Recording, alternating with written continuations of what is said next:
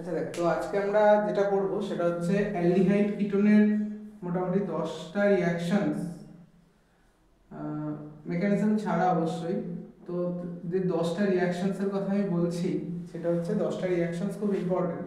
তো এই 10টা রিঅ্যাকশনস তোর আমাদের যে কোনো কোর্সের জন্য খুব ইম্পর্টেন্ট। এর মধ্যে থেকে কিছু রিঅ্যাকশনস অবশ্যই পরীক্ষায় আসবে, যেমন আমি কয়েকটা বলতে থাকি। ফার্স্ট হচ্ছে সেটা হচ্ছে ক্যান্নিজারো রিঅ্যাকশন। কেমন? সেটা হচ্ছে ক্যান্নিজারো রিঅ্যাকশনস। ক্যান্নিজারো রিঅ্যাকশনসের অনেকগুলো পার্ট আছে। ফার্স্টলি আমরা এটা মনে করি কি ক্যান্নিজারো রিঅ্যাকশনে কারা পার্টিসিপেট করবে। মনে রাখবো যাদের আলফা হাইড্রোজেন নেই এমন অ্যালডিহাইডরা পার্টিসিপেট করবে। ওকে, অনেক সময় তো এমসিকিউতে তোরা দেখতে পারবি এই ধরনের কোশ্চেন্সটা যে কারা পার্টিসিপেট করবে বা কারা পার্টিসিপেট করবে না। তো মনে রাখবো যাদের আলফা হাইড্রোজেন নেই এমন অ্যালডিহাইডরা পার্টিসিপেট করে। যেমন দেখ, কাদের আলফা হাইড্রোজেন নেই? ফর্মালডিহাইড। আলফা হাইড্রোজেনের কনসেপ্টটা আরেকবার মনে করিয়ে দিই, সেটা হচ্ছে এই অ্যালডিহাইডের পরের যে অ্যাডজাসেন্ট যে কার্বনটা থাকে সেটাকে কি বলা হয়? Alpha carbon. তার সঙ্গে যুক্ত যে হাইড্রোজেনগুলো থাকে সেটা হচ্ছে আলফা হাইড্রোজেন। কেমন? তো ফর্মালডিহাইড, তারপরে তোর হচ্ছে গিয়ে বেঞ্জালডিহাইড সরি, তারপরে হচ্ছে CH3 টারশিয়ারি বিউটালডিহাইড, এদের প্রত্যেকের কিন্তু আলফা হাইড্রোজেন নেই। কেমন? তো ক্যানিজারো রিঅ্যাকশনে বেসিক্যালি হয় কি, সেম অ্যালডিহাইডের যাদের আলফা হাইড্রোজেন নেই এমন দুটো অ্যালডিহাইডকে আমরা নিচ্ছি। ওকে, এমন দুটো অ্যালডিহাইডকে আমরা নিচ্ছি। নেওয়ার পর কি করছি, যে কোনো 50% কনসেন্ট্রেটেড বেস দিচ্ছি। ভালো করে বুঝবো, যে কোনো 50% কনসেন্ট্রেটেড বেস দিচ্ছি। তাতে করে কি হচ্ছে, যে কোনো একটা অ্যালডিহাইড রিডিউসড হচ্ছে। তাহলে অ্যালডিহাইড রিডিউসড হলে কি হচ্ছে? অ্যালকোহল।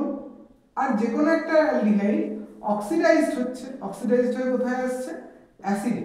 এখন দেখ, অ্যাসিড আবার ফার্দার কি করবে? বেসের সাথে রিঅ্যাকশনস করবে, করে কি তৈরি করবে? Salt plus water.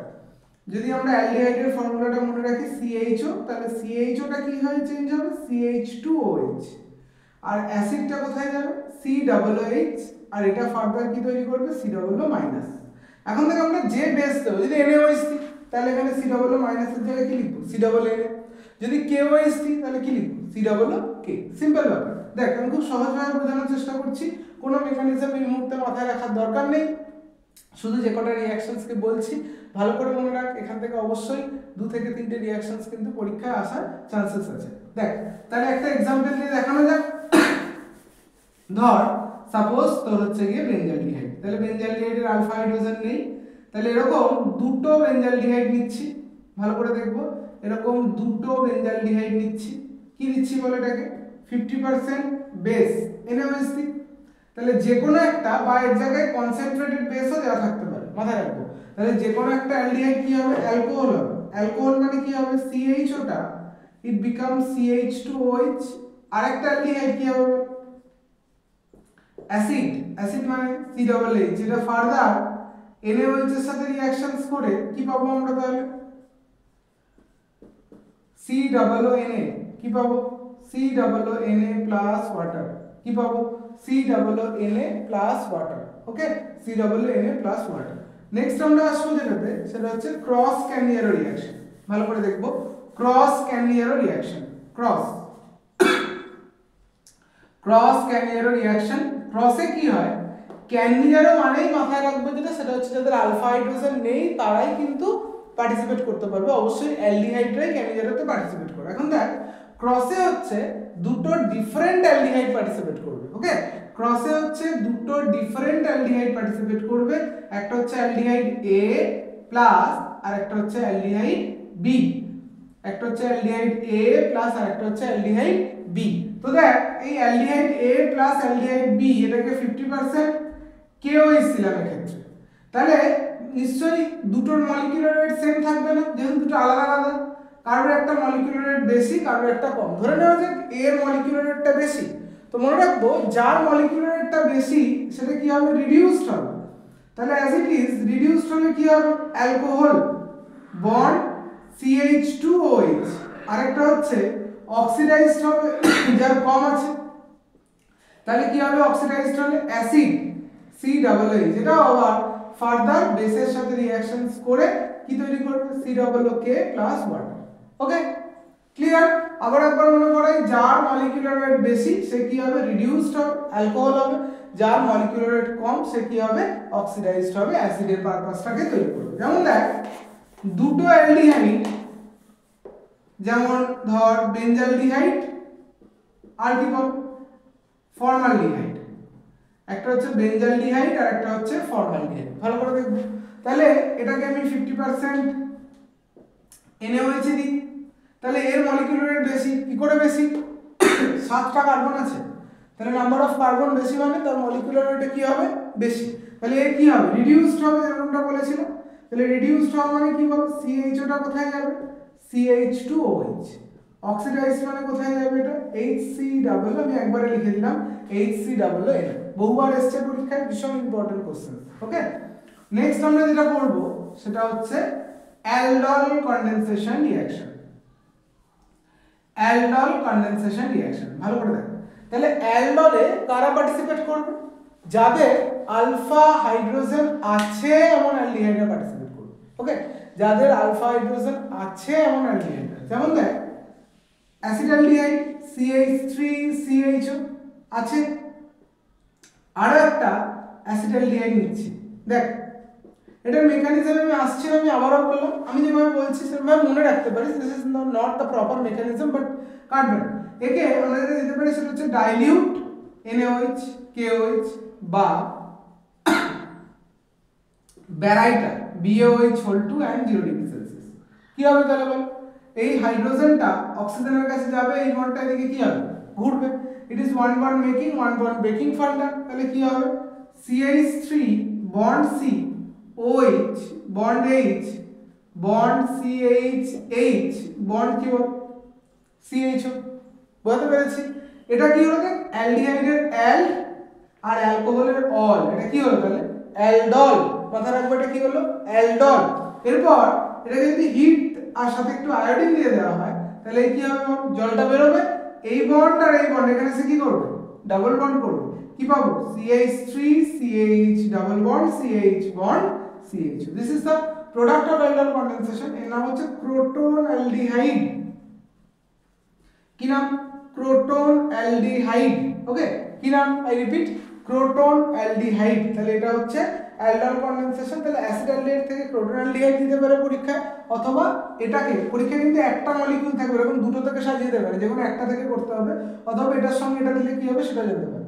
এটা কিটোনের জন্য হলে কি হবে, তাহলে কিটোন কনডেনসেশন, সেম রিঅ্যাকশন, শুধু এগুলোর জায়গায় কি করে দেবো CH3, মানে দুটো কিটোন নিলাম CH3 CO CH3, কি নিচ্ছি বল CH3, এখানেও কি লিখবো CO CH3, এখানেও কি হবে H এর জায়গায় CH3, আর এখানেও কি হবে CO CH3, এর নাম হচ্ছে মেসিটাল অক্সাইড। ওকে, কি নাম, মেসিটাল অক্সাইড। বোঝা গেল কি বললাম, খুব পপুলার কিন্তু এগুলো, পরীক্ষায় কিন্তু আসার মতন এক একটা জিনিস এগুলো। ওকে, তাহলে অ্যালডল কনডেনসেশন হলো, নেক্সট হচ্ছে কিটোন কনডেনসেশন হলো। পরের যে পার্টটা আমরা যাব সেটা হচ্ছে বেনজোয়েন কনডেনসেশন, ভালো করে দেখবো, ভেরি ইম্পর্টেন্ট, বেনজোয়েন কনডেনসেশন। বেনজোয়েন দেখ, তাহলে এই একটা বেঞ্জালডিহাইড, বেনজোয়েনে কি হয়, দুটো ডিফারেন্ট অ্যালডিহাইড রাদার বেঞ্জালডিহাইডেই পার্টিসিপেট করে, দেখ দুটো ডিফারেন্ট অ্যালডিহাইডকে নিচ্ছি, আমি আবারও বলছি এগুলো কোনো প্রপার মেকানিজম নয়, আমি মনে রাখার জন্য এরকম ভাবে বলছি। একে কি দেবো, ইথানল আর KCN, পপুলার এটাও একটা, কি হবে H টাইপ কাছে যাবে, এই বন্ডটার দিকে ঘুরবে, তাহলে কি পাবো বল COH H bond C double bond O bond benzene. এরপর এটাকে কনসেন্ট্রেটেড HNO3 দেবো, কি হবে দেখ অক্সিজেন সাপ্লাই করবে, এই হাইড্রোজেন হাইড্রোজেন অক্সিজেন জল হয়ে বেরোবে, তাহলে কি পাবো benzene C double bond O bond C double bond O bond কি বল বেনজিন। ওকে, তাহলে এই যে রিঅ্যাকশনটা এটার নাম হচ্ছে বেনজোয়েন কনডেনসেশন রিঅ্যাকশন, ভেরি ইজি। কিন্তু পরীক্ষায় আসে, আবার বললাম পরীক্ষায় কিন্তু এভাবে তোকে সাজিয়ে গুছিয়ে দেবে না, তোকে দেবে বেঞ্জালডিহাইড, শুধু একটা দেবে, তাও CHO হিসাবে লিখে। পরের রিঅ্যাকশনে আসবো, সেটা হচ্ছে আর একটা ইম্পর্টেন্ট রিঅ্যাকশন, সেটা হচ্ছে টিশেনকো রিঅ্যাকশন।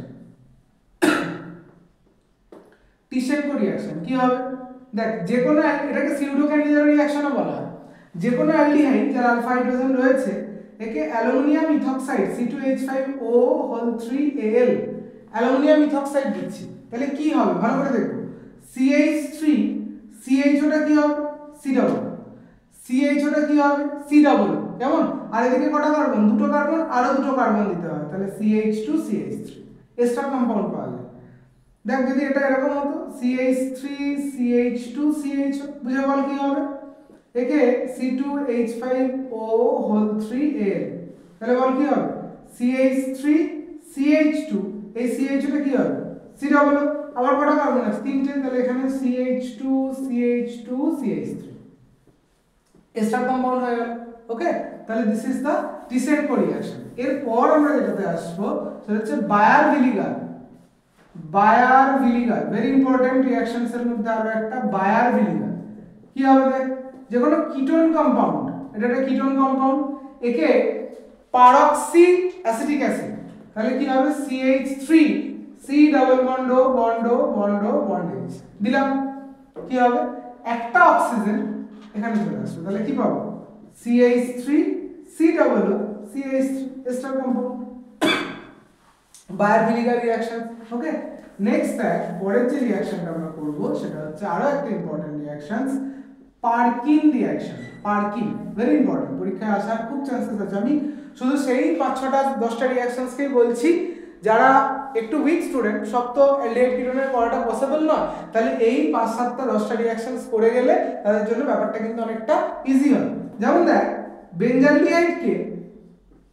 বেঞ্জালডিহাইডকে যদি আমরা সোডিয়াম অ্যাসিটেট CH3COONA আর অ্যাসিটিক অ্যানাইড্রাইড CH3CO2 এটা দিই, তাহলে কি হবে বেঞ্জিনের মাথায় কি পাবো বল CH double bond CH bond C double H, this is cinnamic acid, রিঅ্যাকশনের নাম পারকিন রিঅ্যাকশন। ওকে, তাহলে রিঅ্যাকশনের নাম হচ্ছে পারকিন রিঅ্যাকশন। এছাড়াও ইম্পর্টেন্ট কিছু, যেমন দেখ ফর্মালডিহাইডকে যদি আমরা অ্যামোনিয়া দিই, একটা RDX প্রিপারেশনের একটা জিনিস তৈরি হয়, তার নাম ইউরোট্রপিন, এটা তৈরি হয়, খুব পপুলার। অ্যাসিটালডিহাইডকে যদি HCl দেওয়া হয় কি হবে, তাহলে কি হবে বল CH3COH HCl, একে আবার কি দেবো H3O+, তাহলে কি হবে CH3CH OH C, এর নাম কি বল ল্যাকটিক অ্যাসিড। কেমন, তো এইগুলো আমাদেরকে কিন্তু করতে হবে। আচ্ছা দেখ, তাহলে আর হচ্ছে তোর এগুলো তো মোটামুটি রিঅ্যাকশনস গুলো যেগুলো পরীক্ষায় আসে, আর হচ্ছে তোর দেখ অ্যাসিডের একটা রিঅ্যাকশনস জানিস তোরা, HBZ reaction is very popular, Hell Volhard Zelinsky reactions. এখানে কি হয়, আলফা হাইড্রোজেন থাকবে এমন কার্বক্সিলিক অ্যাসিডরা পার্টিসিপেট করতে পারে, তার মানে কিন্তু ফর্মিক অ্যাসিড HBZ এ কিন্তু রিঅ্যাকশন করতে পারবে না। বেনজোইক অ্যাসিড এরাও কিন্তু পারবে না। ওকে, এরাও কিন্তু পারবে না। টারশিয়ারি অ্যাসিড এরও কিন্তু কিছু নেই, মানে আলফা হাইড্রোজেন নিতে এরা পারবে না, তাহলে পারবে কে অ্যাসিটিক অ্যাসিড, তাহলে একে কি দেবো রেড পি আর I2, কেমন, আর ধর একটু জল দিলাম, তাহলে কি হবে একটা হাইড্রোজেন রিপ্লেসড হয়, এখানে কি ঢুকবে আয়োডিন C+H, ক্লোরিন দিলে অ্যাসিড সেরকম হতো, বোঝা গেল। এটাও কিন্তু একটা পপুলার রিঅ্যাকশন, যেগুলো তোরা একবার লাস্ট মোমেন্টের জন্য অবশ্যই, আমি তাদেরকে বলছি যাদের তোর হচ্ছে গিয়ে অ্যালডিহাইড কিটোন অ্যাসিডটা একটুখানি উইক রয়েছে, তাদের জন্য আমি বলছি এই পার্টিকুলার, যারা ভেবেছিস অ্যালডিহাইড কিটোন অ্যাসিডটা আমরা ছেড়েই চলে যাব, তো তাদের জন্য বলবো ছাড়িস না, এই কটা রিঅ্যাকশনস কিন্তু একটুখানি দেখে যা। কেমন, এই কটা রিঅ্যাকশনস কিন্তু একটুখানি দেখে যা, কিছু তো কমন আসার চান্সেস থাকছে এখান থেকে, কারণ প্রত্যেকটা রিঅ্যাকশনসই ভেরি পপুলার। আশা করবো তোদের এইচএস ভালো হবে, তারপরে দেখা হবে আবার।